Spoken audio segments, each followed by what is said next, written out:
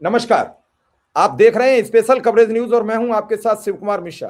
मेरे साथ हैं संतोष पाठक जी। एक बड़ी खबर लेकर हम फिर हाजिर हैं। संतोष जी, स्वागत और अभिनंदन। बहुत बहुत धन्यवाद शिव जी और स्पेशल न्यूज कवरेज के तमाम दर्शकों को नमस्कार। लेकिन ये बड़ी खबर नहीं है, बल्कि ये महा बड़ी खबर है। ये बिग ब्रेकिंग न्यूज है। और जो हमने कहा था वो तथ्य एक बार फिर से सही साबित हो गया। हमने कहा था कि जिस दिन उत्तर प्रदेश को भाजपा को उनका अध्यक्ष मिल जाएगा, उसी दिन के बाद से भारतीय जनता पार्टी में बड़े पैमाने पर बदलाव की शुरुआत हो जाएगी। और जितने नाम सामने आ रहे थे, चाहे शिवराज सिंह चौहान से लेकर नितिन गडकरी, राजनाथ सिंह, धर्मेंद्र प्रधान, भूपेंद्र यादव, इसमें बनाती श्रीनिवासन, कई लोग स्मृति ईरानी भी चला रहे थे, वसुंधरा राजे, तमाम नामों के बीच में मैंने कहा था कि ये जो जनरेशन चेंज होगा, यानी अब जो बीजेपी की कमान जिस व्यक्ति को मिलेगी, वो पूरी तरह से नए व्यक्ति यानी नए एज ग्रुप के व्यक्ति को मिलेगी। और उसके बाद भारतीय जनता पार्टी के राष्ट्रीय संगठन की हालत हो जाएगी, घर के सारे बल्ब बदल देंगे। तो ये जो तस्वीर आप दिखा रहे हैं शिव जी, ये तस्वीर वो थी जिनके बारे में मैं लगातार कह रहा था कि जिस दिन भारतीय जनता पार्टी को बिहार में अपना मुख्यमंत्री बनाने की हालत में आ जाएगी, तो नितिन नवीन ये बिहार के मुख्यमंत्री बनाए जाएंगे। लेकिन उस हालत में आई नहीं। अगले 5 वर्षों तक बिहार में बीजेपी अपना मुख्यमंत्री बना पाएगी, इसकी संभावना फिलहाल इस विधानसभा में तो नहीं आ रही है। लेकिन एक बड़े दिग्गज नेता ने एक वादा किया था कि बड़ा आदमी बनाऊंगा, तो बड़ा आदमी बना दिया। भारतीय जनता पार्टी की कमान नितिन नवीन को एक तरह से सौंप दी गई। और मैं सबसे पहले कहूं, आपसे चाहूंगा कि वो कागज जरा दिखा दे, जो आधिकारिक लेटर जारी हो गया है नितिन नवीन की नियुक्ति का। पहले वो कागज दिखा देते हैं। अरुण सिंह जो कि राष्ट्रीय महासचिव है, और 14 दिसंबर यानी आज की तारीख में जारी किया गया है। और संगठनात्मक नियुक्ति, ध्यान से सुनिएगा, भारतीय जनता पार्टी के संसदीय बोर्ड ने श्री नितिन नवीन मंत्री बिहार सरकार को भारतीय जनता पार्टी का राष्ट्रीय कार्यकारी अध्यक्ष नियुक्त किया है। और उपरोक्त नियुक्ति तत्काल प्रभाव से लागू होगी। नीचे अरुण सिंह के, चूंकि वो राष्ट्रीय महासचिव और मुख्यालय हेडक्वार्टर के इंचार्ज है, इसलिए उनका सिग्नेचर है। और ये पहली बार भारतीय जनता पार्टी के इतिहास में हुआ होगा कि प्रदेश सरकार में मंत्री रहे, या प्रदेश सरकार में वर्तमान मंत्री के तौर पर काम कर रहे हैं, वो भी गठबंधन की सरकार में, जबकि मुख्यमंत्री कोई और हो, उन्हें पार्टी का राष्ट्रीय कार्यकारी अध्यक्ष नियुक्त किया गया। और इससे पहले लोगों के मन में सवाल आए कि भैया कार्यकारी ही तो नियुक्त किया गया है, तो जरा बता देता हूं। 2019 के लोकसभा चुनाव के बाद जब अमित शाह केंद्र में मंत्री बन गए थे, तो पार्टी का डे टू डे फंक्शन चलाने के लिए जो था, वो जेपी नड्डा को कार्यकारी अध्यक्ष नियुक्त किया गया था। और बाद में जेपी नड्डा ही पार्टी के पूर्णकालिक अध्यक्ष बने हैं। तो ये साफ हो गया कि बिहार से आने वाले एक नेता को अब पार्टी के राष्ट्रीय अध्यक्ष की कमान सौंप दी गई है। ये फिलहाल राष्ट्रीय कार्यकारी अध्यक्ष नियुक्त किए गए हैं। लेकिन आने वाले दिनों में अब जब भी चुनाव होगा, जिसकी संभावना 14 जनवरी के बाद है, तो नितिन नवीन ही भारतीय जनता पार्टी के नए राष्ट्रीय अध्यक्ष के तौर पर काम करते हुए नजर आ सकते हैं। बड़ी खबर है और आपने कहा ये खबर नहीं, महा खबर है। पिछले कई वर्षों से बीजेपी राष्ट्रीय अध्यक्ष का एक उम्मीदवार खोज रही थी। देखते ही देखते आनन फानन में न कोई चर्चा न कोई, हाँ, हालांकि आपकी खबर पर पूरी तरीके से मोहर लगी है कि जिस दिन उत्तर प्रदेश को अध्यक्ष मिल जाएगा, उस दिन बीजेपी में बड़े बदलाव शुरू हो जाएंगे। सबके कयास धरे रह गए। किसी का अंदाज नहीं था। आज लोग खबर चला रहे थे कि शिवराज सिंह के घर का सुरक्षा घेरा बढ़ा दिया गया है, उनके घर पर सुरक्षा व्यवस्था पहुंच रही है, वो बड़े आदमी बनने जा रहे हैं, यानी राष्ट्रीय अध्यक्ष बनने जा रहे हैं। लेकिन यहां तो कुछ और निकला, खोदा पहाड़ निकली चुहिया। क्या संतोष जी, आरएसएस की भूमिका रही इसमें, या आरएसएस को फिर बैकफुट पर आना पड़ा? नहीं, मैंने कल रात को अपनी एक स्टोरी करी थी। उस स्टोरी में मैंने ये सवाल उठाया था कि शिवराज सिंह चौहान की सुरक्षा व्यवस्था इतनी मजबूत की जा रही है, तो क्या ये राष्ट्रीय अध्यक्ष बनाने के लिए की जा रही है, या इसके पीछे खबर कोई और है। मैंने उसमें ये भी कहा था कि कई तरह के तथ्य आ रहे थे। उसमें एक तथ्य ये भी आ रहा था कि पाकिस्तान से कुछ इनपुट्स आए हैं। तो उसमें मैंने जो अपने प्लेटफॉर्म पे किया था, मैंने बताया था कि क्या कुछ ऐसी जानकारी है जो हमारे पास नहीं है लेकिन पाकिस्तान के पास है, या पाकिस्तान की खुफिया एजेंसी आईएसआई के पास है। हर देश के जासूस हर देश में होते हैं। तो उसी तरफ ये पूरा घटनाक्रम है, ये उसी तरफ नजर आ रहा है। और अब चूंकि इनको बना दिया गया है, आप इसमें सीधे सीधे मान लीजिए कि ये नरेंद्र मोदी की पसंद भी है, क्योंकि मैं आप ही के शो में कई बार कह चुका हूं कि ये मुख्यमंत्री पद के बिहार में दावेदार हैं।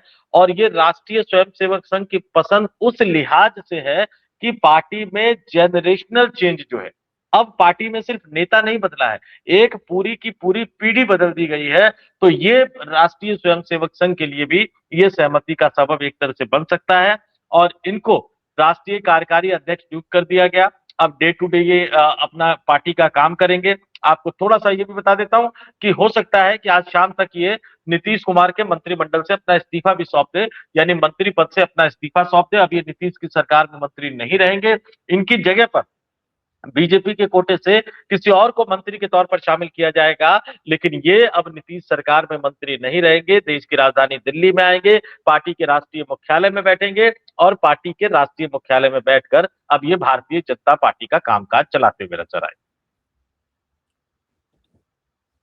ये तो बड़ी अजीबोगरीब स्थिति हो गई, पूरा देश का भाजपा का नेतृत्व देखता रह गया। लेकिन एक बात मेरी समझ में नहीं आई, बिहार में चुनाव हो चुके हैं तो नितिन नवीन के जरिए किसे साधेंगे? बराबर ये खबर आ रही थी किसी ऐसे को बनाएंगे जो उत्तर प्रदेश देखता हो, उत्तर प्रदेश साधता हो, बंगाल साधता हो। क्या नितिन नवीन का कोई बंगाल से रिश्ता तो नहीं है? कहीं ऐसा तो नजर नहीं आ रहा है संतोष जी? क्योंकि ये आनन फानन में नियुक्ति गले नहीं उतर रही है, गले नहीं उतर रही अभी भी किसी के। नहीं नहीं शिव जी, किसी के गले उतर रही हो ना उतर रही हो, मेरे गले जरूर उतर रही है, क्योंकि मैं हमेशा से ये कह रहा था।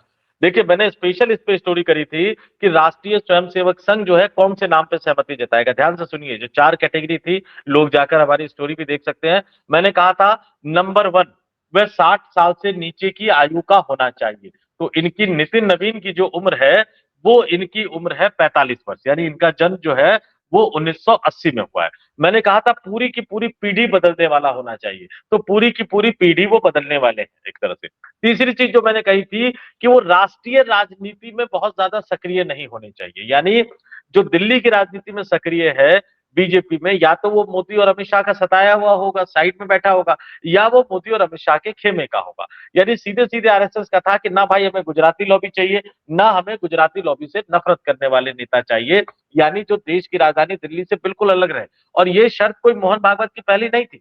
जब मोहन भागवत पहली बार आरएसएस के चीफ बने थे 2009 में, जब आडवाणी कैंप को एक तरह से सिरे से हटाना था, उस समय मोहन भागवत ने भी यही कोशिश की थी कि डी का नहीं होना चाहिए, नहीं लालकृष्ण आडवाणी की गुट का नहीं होना चाहिए। तो पहले मनोहर पारिकर को चुना उन्होंने, लेकिन मनोहर पारिकर जब गोवा के उस समय मुख्यमंत्री थे, कोई आडवाणी को लेकर बयान दे दिया, आडवाणी अड़ गए कि किसी को भी लाके बना दो लेकिन मनोहर पारिकर को नहीं बनाओ।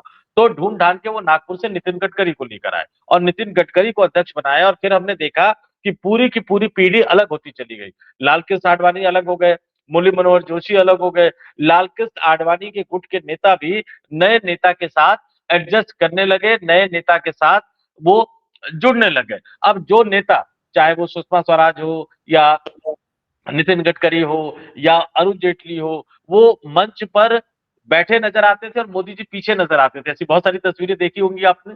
लेकिन मोदी के केंद्र की राजनीति में आने के बाद जो है वो नेता मोदी के सामने खड़े हुए आते हुए नजर आए। तो 2009 में भी भागवत ने यही किया था और मैंने कहा था कि अपने रिटायरमेंट से पहले, फिर से मैं अपनी बात कह देता हूं कि अपने रिटायरमेंट से पहले भागवत पूरी की पूरी भारतीय जनता पार्टी को बदल कर जाना चाहते हैं, ताकि अगले 20, 25, 30 साल तक भाजपा के पास एक नया नेतृत्व रहे। तो अब 45 साल के व्यक्ति को कमान मिली है, ये अध्यक्ष भले ही 3 साल रहे, लेकिन अगले 15-20 साल तक अभी जो नई पीढ़ी जो आ रही है वो भारतीय जनता पार्टी को चलाती हुई नजर आएगी। और मेरी 3 बात आज लिख लीजिए, बड़े ध्यान से कह रहा हूं, मेरी 3 बात बड़े आराम से लिख लीजिए कि जेपी नड्डा साहब की सक्रिय राजनीति से भी विदाई होगी। अगले 1-1.25 साल में वो कहीं ना कहीं राज्यपाल बने हुए नजर आएंगे। दूसरी बात लिख लीजिए, भारतीय जनता पार्टी का जो राष्ट्रीय मुख्यालय है ना, ऊपर से लेकर नीचे तक जितने फ्लोर है, जितनी मंजिलें हैं, उस सब में जितने 60 से ऊपर वाले नेता हैं, अब वो सब वहां से विदा हो जाएंगे। पार्टी के संगठन में उनकी कोई भूमिका नहीं होगी। पार्टी के उपाध्यक्ष भी नए होंगे, महासचिव भी नए होंगे, सचिव भी नए होंगे, कार्यालय प्रभारी भी नए होंगे, खुद अरुण सिंह की भी विदाई हो जाएगी, प्रवक्ता भी नए होंगे। और तीसरी बात लिख के रख लीजिए कि बहुत जल्द, अब बहुत जल्द का मतलब 6 महीने भी हो सकते हैं, लेकिन मोहन भागवत भी अब राष्ट्रीय स्वयंसेवक संघ की सक्रिय जिम्मेदारी से मुक्त हो जाएंगे। और 6 महीने का वक्त मैं क्यों ले रहा हूं, क्योंकि यूपी तय हो गया है, केंद्र की राजनीति लगभग लगभग तय कर दी है नितिन नवीन को कार्यकारी अध्यक्ष बनाकर। उसके बाद जब नितिन नवीन पूर्णकालिक अध्यक्ष बनेंगे जनवरी में, उसके बाद उन्हें करीब 10 से 15 दिन लगेगा पार्टी का नया संगठन खड़ा करने में। पार्टी का जब नया संगठन खड़ा करेंगे उसके बाद राज्यों पर जाएगा। आज अभी जब हम आप आपस में बात कर रहे हैं तो थोड़ी देर पहले नरेंद्र मोदी ने गुजरात के संगठन को बदलने को लेकर एक बड़ी बैठक की है, जिसमें मोदी साहब, अमित शाह, गुजरात में जो नए प्रदेश अध्यक्ष बनाए गए हैं वो रहे, गुजरात के जो मुख्यमंत्री हैं वो रहे, गुजरात के संगठन महासचिव वो रहे।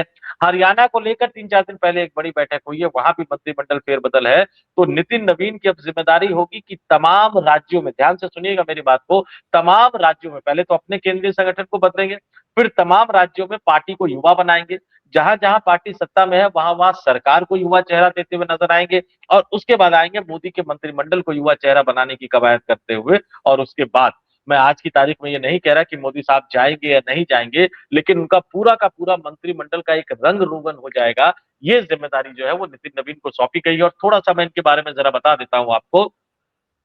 कौन है कायस्थ ये नितिन नवीन? कौन है का, नितिन नवीन? थोड़ा सा। कायस्थ समुदाय से आते हैं, कायस्थ समाज से आते हैं, और दिग्गज भाजपा नेता, उस जमाने में जब भाजपा संघर्ष कर रही थी, नवीन किशोर सिन्हा के बेटे हैं, 4 बार से विधायक रह चुके हैं। और पिछले चुनाव में उन्होंने शत्रुघ्न सिन्हा के बेटे लव सिन्हा को भारी अंतर से हराया था। शत्रुघ्न सिन्हा जो कभी बीजेपी में हुआ करते थे, आजकल वो टीएमसी में। और एक प्रधानमंत्री कार्यालय से कुछ आया है, थोड़ा सा शिव जी में एक समय दीजिए। नहीं नहीं नहीं, आप तब तक देखिए देखिए देखिए, मैं बताता नहीं हूं। नहीं, बस बता देता हूँ। नहीं, प्रधानमंत्री कार्यालय से नहीं है, कहीं और से आया है, लेकिन पूरा डिटेल थोड़ा सा बता देता हूं कि नितिन नवीन जो है one of the youngest president of the BJP, यानी सबसे युवा अध्यक्ष जो है वो बने हैं Nitin Naveen. He is young and carries a lot of experience of governance, क्योंकि वो लगातार मंत्री रहे हैं नीतीश की सरकार में, लगातार विधानसभा का चुनाव जीतते रहे हैं, और ऑर्गेनाइजेशन में भी महत्वपूर्ण भूमिका निभाई है। कई बार वो मंत्री रह चुके हैं, और 4 बार नहीं, जो खबर अभी आई है कि he is a 5 times MLA. Shiv ji, 5 बार वो विधायक का चुनाव जीत चुके हैं, युवा मोर्चा से जुड़े हुए रहे हुए हैं, और कई स्टेट के वो प्रभारी भी रह चुके हैं। तो संगठन की पूरी जिम्मेदारी है। दोबारा से दोहरा देता हूं, सबसे युवा, 5 बार के विधायक, युवा मोर्चा के प्रभारी रह चुके हैं, कई राज्यों के प्रभारी के तौर पर वो काम कर चुके हैं, कायस्थ समाज से आए हैं, आते हैं, जैसा कि मैंने बताया, और किस तरह से उन्होंने हराया ये भी आपके सामने तमाम चीजें कर चुका हूं। और अब समझ लीजिए कि हो गया खेला है। अब पूरा का पूरा भाजपा आपको नई नजर आएगी। हो गया जितना होना था इस पुरानी पीढ़ी के सामने। अब ये बिल्कुल नई पीढ़ी इस नई भारतीय जनता पार्टी को अब संभालती हुई नजर आएगी। जी शिव। आपने बहुत कुछ बता दिया, लेकिन कुछ बातें रह गई हैं, उन्हें पूरा कर दें कि ये नितिन नवीन जी जो हैं दिग्गज नेता नवीन किशोर सिन्हा के बेटे हैं, और 45 साल इनकी आयु है। सबसे कम उम्र के ये विधायक बने थे बिहार विधानसभा में, 26 साल की उम्र में। अभी राष्ट्रीय कार्यकारी अध्यक्ष बनाए हैं 2006 से। नितिन नवीन पटना वेस्ट विधानसभा सीट से पहली बार उपचुनाव जीतकर विधानसभा पहुंचे थे। उसके बाद लगातार चुनाव जीतते गए। 2008 में परिसीमन के बाद पटना वेस्ट का नाम बांकीपुर विधानसभा सीट हो गया। यहीं से नितिन नवीन विधायक बनते आए हैं। 2025 के विधानसभा चुनाव में नितिन नवीन ने राजद उम्मीदवार रेखा कुमारी को 51,936 मतों से हराया। वहीं 2020 में नितिन नवीन ने शत्रुघ्न सिन्हा के बेटे लव सिन्हा को बड़े मार्जिन से हराया था।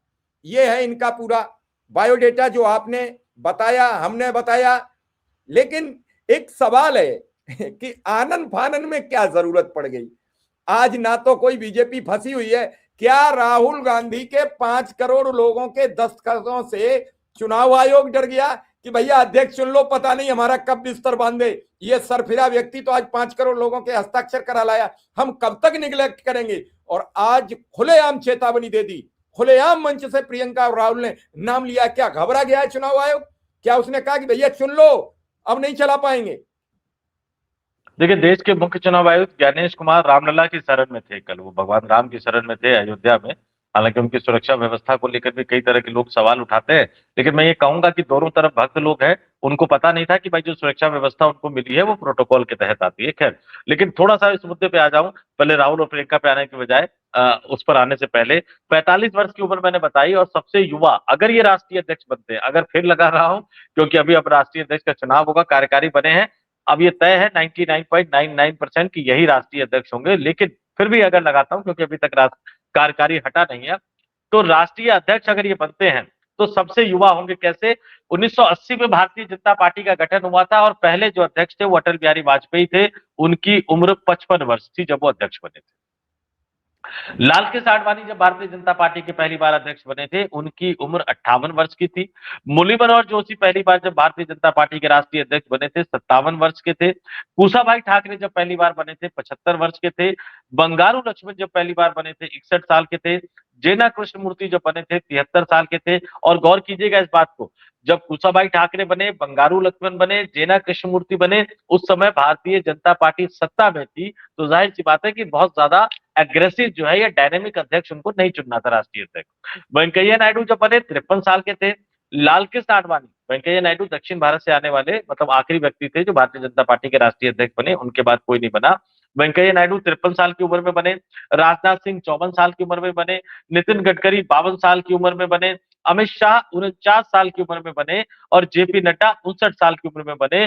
तो अमित शाह अब तक के सबसे यंगेस्ट प्रेसिडेंट हैं भारतीय जनता पार्टी के। और जिस दिन राष्ट्रीय अध्यक्ष के तौर पर नितिन नवीन कार्यभार संभाल लेंगे वो सबसे यंगेस्ट हो जाएंगे, क्योंकि जब अमित शाह बने थे 49 साल के थे, नितिन नवीन बनेंगे तो 45 साल के होंगे। अगले साल जनवरी में जब पूर्ण बनेंगे तो उसमें 2-4 महीने और आगे निकाल लीजिए, क्योंकि सितंबर 1980 में उनका जन्म हुआ था। अब आते हैं राहुल गांधी और प्रियंका गांधी के जो आपने आरोपों की बात कही। देखिए, राहुल गांधी और प्रियंका गांधी के जहां तक आरोप है और बीजेपी, देखिए बीजेपी अपने कहते हैं ना कि तुरुप में कई ऐसे पत्ते रखती है कि खबर को कैसे डाइवर्ट किया जाए, खबर को कैसे घुमाया जाए। आज निश्चित तौर पर तमाम टीवी चैनलों पर अब रामलीला मैदान की उस रैली के बजाय भारतीय जनता पार्टी के राष्ट्रीय अध्यक्ष के रूप में नितिन नवीन के नाम की घोषणा एक महत्वपूर्ण एजेंडा होगा। लेकिन गोदी मीडिया के सहारे सब कुछ चलता नहीं। जो राहुल गांधी ने कर दिया, जो प्रियंका गांधी ने कर दिया, आज नहीं तो कल उनको जवाब देना पड़ेगा। एक बात और, उत्तर प्रदेश में आज औपचारिक तौर पर, कल नामांकन हुआ था, एक ही व्यक्ति ने नामांकन किया था। आज औपचारिक तौर पर पंकज चौधरी के उत्तर प्रदेश बीजेपी के अध्यक्ष बनने का ऐलान कर दिया गया। और इसी के साथ साथ मैं फिर से दोहरा देता हूं शिव जी, इसी के साथ साथ राष्ट्रीय अध्यक्ष के चयन के लिए, राष्ट्रीय अध्यक्ष के चयन के लिए जो राष्ट्रीय परिषद बनानी थी, उस राष्ट्रीय अध्यक्ष के चयन के लिए राष्ट्रीय परिषद में जो उत्तर प्रदेश से जो सदस्य जाने वाले हैं उनका भी चुनाव हो गया है, उनका भी चयन हो गया है। यानी राष्ट्रीय अध्यक्ष के चुनाव में जो राष्ट्रीय परिषद, हर राज्य से जो सदस्य राष्ट्रीय परिषद के लिए चुने जाते हैं वो वोट करते हैं। तो उत्तर प्रदेश से 120 लोग चुन लिए गए हैं। आज ही दोबारा से कह देता हूं, उनके नाम का एक तरह से ऐलान कर दिया गया है। वाराणसी, उत्तर प्रदेश की वाराणसी संसदीय सीट से आने वाले नरेंद्र मोदी राष्ट्रीय परिषद के सदस्य चुने गए हैं। राजनाथ सिंह चुने गए हैं। उत्तर प्रदेश से कई अन्य दिग्गज नेता चुने गए हैं। यानी अब चूंकि राष्ट्रीय परिषद के जो है वो सदस्य के रूप में मोदी चुन लिए गए हैं उत्तर प्रदेश से, तो वो राष्ट्रीय अध्यक्ष जो नामांकन भरेंगे शिव जी, उसमें प्रस्तावक के तौर पर वो हस्ताक्षर कर सकते हैं। यानी आज ये तय हो गया। तो नरेंद्र मोदी एक प्रस्तावक होंगे, आप ये भी तय मान लीजिए। और 14 जनवरी के बाद, जैसा कि मैंने कहा, मकर संक्रांति के बाद नितिन नवीन के राष्ट्रीय अध्यक्ष बनने पर औपचारिक मुहर लगेगी। राष्ट्रीय परिषद की माफ कीजिएगा, 14 जनवरी के बाद उनका राष्ट्रीय अध्यक्ष बनने पर एक तरह से औपचारिक रूप से ऐलान हो जाएगा और इस पर राष्ट्रीय परिषद की भी मुहर लगाई जाएगी। बीजेपी के परंपरा के हिसाब से, बीजेपी के ट्रेडिशन और बीजेपी के संविधान के हिसाब से अप्रैल के महीने में, मैं दोबारा दोहरा देता हूं, अगले साल अप्रैल के महीने में यानी अप्रैल 2026 में भारतीय जनता पार्टी के राष्ट्रीय परिषद की बैठक होगी, जिसमें उनके अध्यक्ष के तौर पर निर्वाचन की प्रक्रिया को पूरा किया जाएगा। चलिए, आपने बड़ी महत्वपूर्ण जानकारी दी है। फिलहाल इस खबर में हम यहीं विराम देंगे। आपका बहुत बहुत आभार, बहुत बहुत धन्यवाद। लेकिन एकाएक हुए इस फैसले से पूरे देश में हड़कंप जरूर मचेगा, सियासी घमासान मचेगा। शिव जी, एक चीज सिर्फ जोड़ूंगा, 45 साल की उम्र में आमतौर पर राजनीतिक दलों में मंडल अध्यक्ष या जिला अध्यक्ष बनते हैं। तो ये क्रांतिकारी फैसला, इसके लिए आपको बीजेपी की तारीफ करनी पड़ेगी कि 45 साल की उम्र में किसी युवा को वो राष्ट्रीय अध्यक्ष की कमान सौंपने जा रहे हैं। और ये बड़ी चुनौती होगी आने वाले दिनों में राहुल गांधी के लिए, क्योंकि उन्होंने राष्ट्रीय अध्यक्ष बना रखा है मल्लिकार्जुन खड़गे को, वयोवृद्ध नेता को। मैं ये जानता हूं, जो मेरे पास इनपुट है कि सचिन पायलट को बड़ी जिम्मेदारी देने की बात कही जा रही है। लेकिन मैं फिर से दोहरा देता हूं कि सचिन पायलट का जो मन है वो राजस्थान में ज्यादा लगा हुआ है, क्योंकि वो राजस्थान के मुख्यमंत्री बनना चाहते हैं। गौरव गोगोई को उन्होंने असम का प्रदेश अध्यक्ष बना दिया है। तो अब राहुल गांधी को ये सोचना पड़ेगा कि वो 40 से 45 की एज में किस नेता पर भरोसा करे जिन्हें वो पार्टी की कमान सौंप सके, या खुद वो पार्टी की कमान संभाले या प्रियंका गांधी पार्टी की कमान संभाले। लेकिन अब उन्हें कुछ बड़ा फैसला तो करना पड़ेगा। चलिए, आपका बहुत बहुत आभार, धन्यवाद, नमस्कार। नमस्कार।